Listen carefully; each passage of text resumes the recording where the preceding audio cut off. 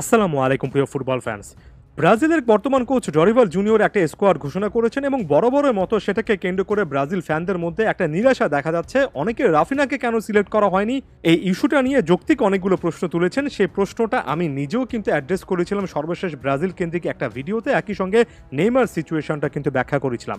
এখানে আমি এই ব্যাখ্যাটা বা আগের সে ভিডিওটার একটা ফলো আপ করতে চাই এবং শুরুতে স্পষ্টত বলতে চাই, যে কোনো একটা দল যখন লম্বা একটা সময় ধরে, ধরুন 4-5-6 বছর ধরে তাদের আগের যে মান, তাদের সেট করা যে স্ট্যান্ডার্ড সেটা মেনটেন করে ফুটবল খেলতে না পারে, তখন আপনি কোচের পর কোচ পরিবর্তন করেও যখন খুব একটা বেশি বেনিফিট না পান, তখন আপনার গোড়াতে সমস্যা রয়েছে, ওভারঅল সিস্টেমে সমস্যা রয়েছে। একটা ফুটবল প্রজেক্ট কিংবা একটা দেশের ওভারঅল ফুটবলের যে সিচুয়েশন, সেই জায়গাগুলোতে বেশ কয়েকটা বেসিক প্রবলেম এবং একই সঙ্গে কমপ্লিকেটেড কয়েকটা ইস্যু হয়তো বা আছে।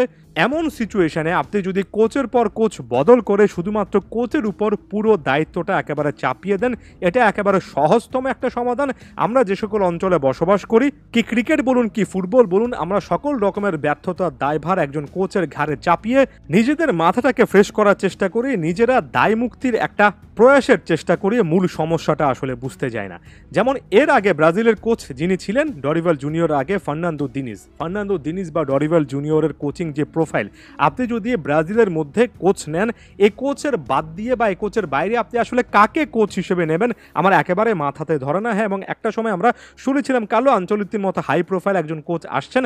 আপনি কোচিংয়ে সিলেকশনের আগে এই জিনিসটা আসলে নিজের কাছে নিজে প্রশ্ন রাখতে পারেন যে ব্রাজিলের মতো একটা দেশ, তাদের চিরায়ত যে একটা ধারা রয়েছে, তাদের লোকাল কোচ বা স্থানীয় কোচ, সেই কোচদেরকে দিয়ে আসলে জাতীয় দল পরিচালনা করবে, নাকি বাইরে থেকে বিদেশ থেকে কোচ আনবে, যেটা লাতিন আমেরিকা বা আর্জেন্টিনা ব্রাজিলের মতো দেশগুলো ঐতিহ্যগতভাবে করে না।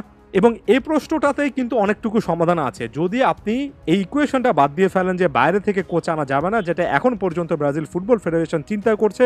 আনচেলত্তি প্ল্যানটা বাদ বা ভেস্তে যাওয়ার পরে ব্রাজিল কিন্তু সে জায়গা থেকে সরে এসেছে। তাই আপনি যদি নিজের দেশ থেকে কোচ নেবেন, ডরিভাল জুনিয়র, ফার্নান্দো দিনিজ, এরাই দিন শেষে বড় বড় নাম। এর বাইরে রীতিমতো হারিকেন দিয়ে তল্লাশি করলেও এমন প্রোফাইলই আপনি খুঁজে পাবেন। এখানে বড় রকমের সমস্যা ওভারঅল একটা ফুটবল ফেডারেশনকে কেন্দ্র করে, ওভারঅল একটা সিস্টেমকে কেন্দ্র করে, শুধুমাত্র কোচের দিকে তাকিয়ে তাকে ঘৃণা ভরে কয়েকটা কথাবার্তা বলে ফুটবলটাকে এতটা সোজাসাপটা ব্যাপার দয়া করে বানিয়ে ফেলবেন না। নতুন অন্য কোচ এসে জাদুর কাঠির স্পর্শে একটা দেশের ফুটবলকে জাগিয়ে তুলবেন, এগুলো কল্পনাতীত একটা ব্যাপার। ক্লাব ফুটবলেও তা হয়, কারণ ক্লাব ফুটবলে বিশাল পরিমাণ একটা বিনিয়োগ যে কোনো কোচ আসলে করতে পারেন এবং তার পছন্দের প্লেয়ার, পছন্দের প্রোফাইলগুলো টাকার মাধ্যমে আসলে নিয়ে আসতে পারেন। জাতীয় দলের কনটেক্সটটা ভিন্ন।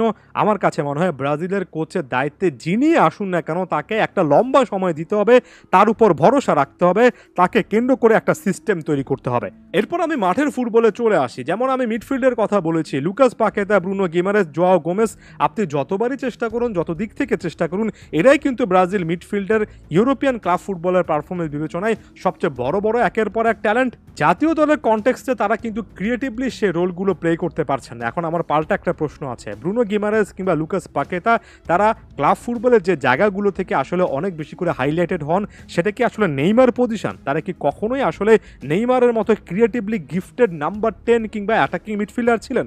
সত্যিকার অর্থে সে জায়গায় কম্পেয়ার করলে ছিলেন না। তাই পাকেতা, ব্রুনো গিমারেস, এদের কাছ থেকে যখন আপনি অতিমাত্রায় ক্রিয়েটিভ জিনিসপত্র আশা করছেন, কোনো না কোনো জায়গা থেকে সমস্যা হবে। এটার সমাধান কোচের পর কোচ চেঞ্জ করে হবে না, এটা সমাধান করতে হবে একটা কোচের একটা প্ল্যানকে ফলো করে, দলের মধ্যে একটা সিনার্জি, একটা বন্ডিং তৈরি করে, যাতে করে এই প্লেয়াররা বুঝতে পারেন তাদেরকে ক্লাব ফুটবলের বাইরে গিয়ে নিজের দলের কনটেক্সটটা বুঝতে হবে এবং নিজের দলের প্রয়োজনীয়তা অনুধাবন করে আসলেই খেলতে হবে। রাফিনা সিলেকশনটা ভুল হয়েছে, এই জিনিসটা আমি মানি। লিওনেল স্কালোনির মতো কোচও কিন্তু দিবালা কেন্দ্রিক সিলেকশনে অনেক বেশি করে সমালোচিত হন। কোচের একটা দুটো জায়গায় সিলেকশন আমাদের সঙ্গে মিলবে না, এটা স্বাভাবিক একটা ব্যাপার। তবে কোচ সে জায়গা থেকে স্যাভিনোর মতো একজন ট্যালেন্টেড উইঙ্গারকে রেখেছেন, কোচ এস্তাভিও অর্থাৎ 17 বছর বয়সী একজন ইয়াংস্টারকে রেখেছেন। আপনি যদি এই ছবির দিকে তাকান, রাইট উইংয়ে তিনি কিন্তু ইয়াংস্টার প্লেয়ারদেরকে আসলেই গুরুত্ব আরোপ করছেন, তাদেরকে সুযোগ দেওয়ার চেষ্টা করছেন। এটাকে নেগেটিভলি দেখার খুব একটা বেশি সুযোগ নেই। আমি জানি সারা দেশের হয়তোবা আমাদের এই অঞ্চলগুলোর কন্টেন্ট ক্রিয়েটররা বারবার করে রীতিমতো চিৎকার করে করে বলবেন, স্যাভিনো কিংবা অ্যান্ড্রিক বা এস্তাভিওর মতো ইয়াং ট্যালেন্টেড ফুটবলারদেরকে এত কম বয়সে জাতীয় দলের সঙ্গে আসলে ঢুকিয়ে ফেলাটা উচিত নয়।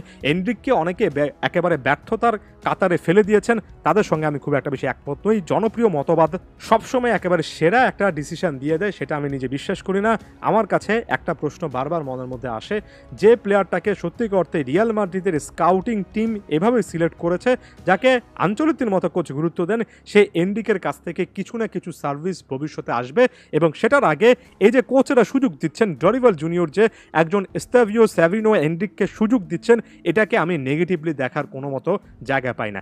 একই সঙ্গে এই জিনিসটা বোঝা উচিত যে একজন ভিনিসিয়াস জুনিয়র ক্লাব ফুটবলার আসলে যতটা বড় মাপের ফুটবলার হয়েছেন, জাতীয় দলে এখনও কেন হতে পারছেন না?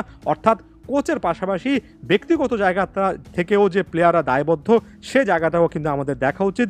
যদি এগুলো আমরা দেখতে পারি, তাহলে হয়তো বা আসলে বুঝতে পারবো যে হুট করে একটা দুটো ম্যাচ 6 মাস 1 বছরে বড় রকমের পরিবর্তন আসবে না।